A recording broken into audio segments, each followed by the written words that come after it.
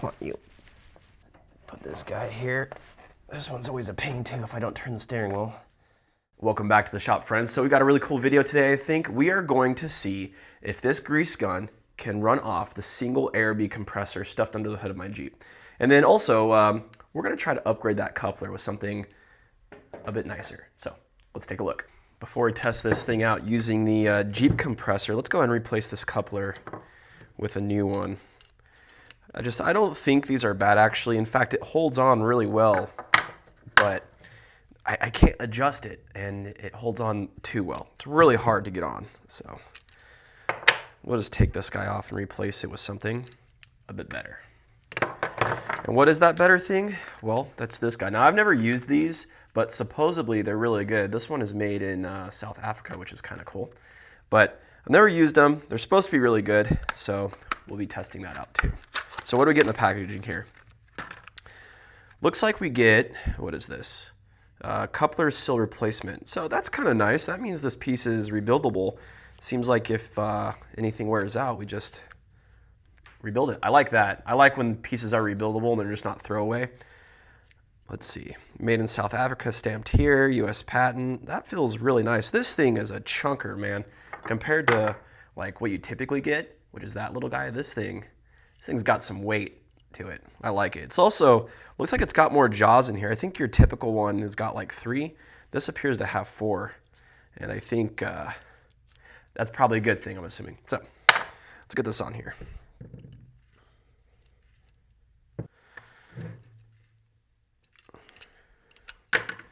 That's good.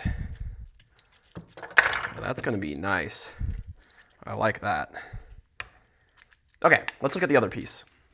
The other piece of this is this 90-degree adapter. I got this because I figured with the length of, well, what looked like the length of this, it'd be even harder to get into some of my grease fittings just because, like, for example, the rim, it's really hard to get this guy in there because those joints are so big. But this guy, he's kind of cool. He has a nice knurling here, adjustment that actually works. Look at that. See, this is what you're supposed to be able to do. You're supposed to be able to squeeze this or spin this and loosen those jaws up so you can adjust it to your tension liking.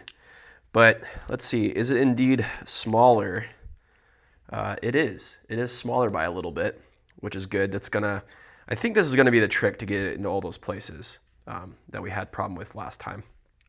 So that'll be good. Now, how does this attach to the gun? Because I've had other things like this before for grease guns, and the problem I've always had is you have to unscrew and do a bunch of stuff, but it looks like it's got a grease fitting in there, which is perfect. So we should just be able to take this guy and hook it in like that. And that is, okay, this is a tight fit. This is really nice.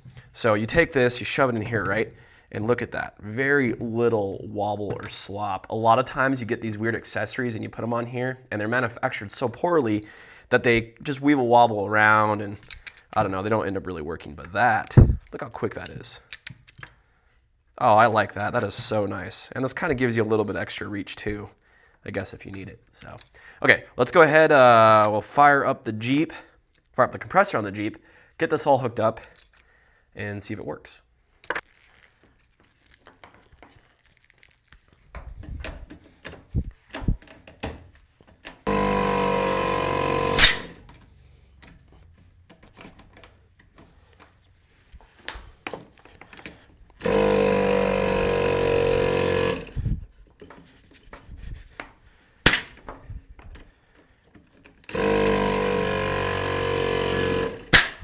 Oh, that's gonna have to be fixed. Let's see if we can oil it up a little bit. Always something. I'm not sure this is the best way to do this, but I feel like it's sticking in there a little bit. So we'll just get a little bit of WD-40 in there and see if that helps. Let's see here. Nope. There we go, that seemed to work. We'll just put a little in there now.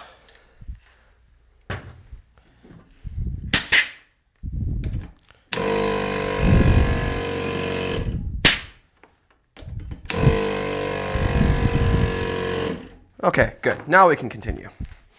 First thing we should do is let's see if we can even get the 90 degree in here. See if it makes my life any easier.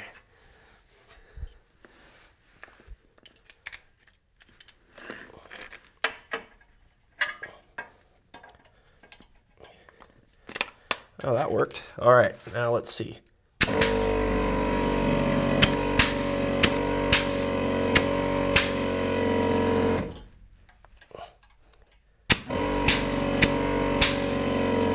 Oh yeah, that works. You can see it looks like we have a little bit of a split in the boot here, so we'll have to repair that, but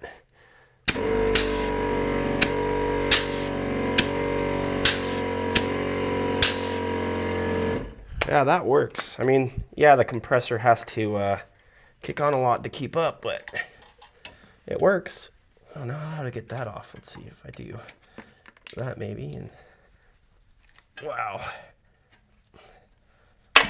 Oh, there we go.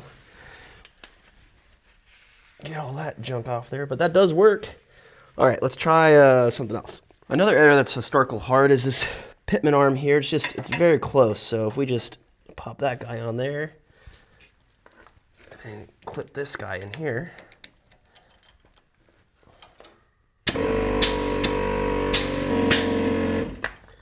Okay, we can see that it works. That's nice. I went ahead and switched over to the big compressor just so we're not, well, just so we're not listening to my little pump run. All right, let's see how this works now.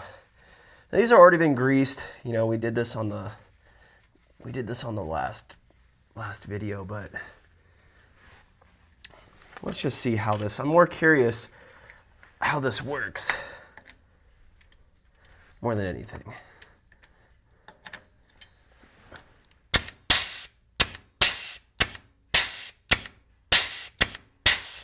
Yeah, I like that a whole lot.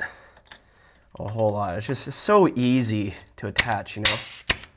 You don't have to sit there and hold it on. You can pull it on and off real quick. That's really nice. I like that. All right, guys, so what did we learn? Well, we learned that this actually works with an ARB compressor really well. I was really shocked.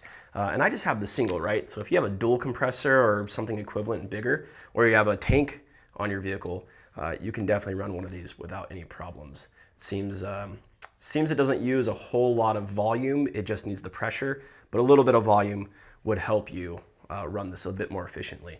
Now my compressor, my single, has no tank or anything, and so it doesn't quite perform the same as if you have a big compressor like a 20-gallon tank. But if I imagine if you had my compressor with a tank, or if you had a bigger compressor, you would not really see any performance difference, to be honest. So that is really, really cool, and I really like that. Now the LockNLube, the coupler here, this is such a smart design. I can't believe we haven't had this. I should have used this thing far sooner on all my other grease guns. It's so much easier to use, and it feels so much more solid. It clips on and off easy. You don't have grease squirting out the Zerk fitting if you don't get it on there perfect, and it holds really well. So I really like that. And the fact that it's rebuildable, right? That just means serviceability later on in life when you start to wear this thing out in 10 years. Means that your dollar goes a bit farther, and so that's really cool. Now I like everything they make that I have so far, because I have this 90-degree adapter that we used, and everything just fits together so incredibly well, so easily. You don't have grease squirting out all the different fitting ends, and that's really common. When you get these cheaper pieces that go into your grease gun, it's really common to have grease just come out all ends, at least in my experience. So the fact that it holds together so well and that it stays clean and easy to use, and that this 90-degree actually fits and works really well is a really good sign. Now they do have a kit. I think it's like 89 bucks that comes with these two pieces and a few more pieces like high-speed needle and such. If you need that, I'd get that kit over buying these individually. I think it's a bit more expensive. I will look for the high-speed grease needle, though. I know these are such good quality, and that'll pretty much grease everything that I'll ever need to do. So, but yeah, I could totally see if you're in the field or you have farm equipment or some sort of equipment or property and you need to go out and grease stuff, having a compressor in your vehicle and then running one of these, how that would be super beneficial. So with that, guys, if you liked the video, please like it, subscribe for more content, leave a comment below if you have questions, comments, or concerns, or anything else we should test. I would like to test an electric grease gun, but that's gonna have to wait because those things are not cheap. So once I can get my hands on one of those, we'll take a look at it. Anyway, thank you guys for watching. I really appreciate it, and we'll see you in the next video.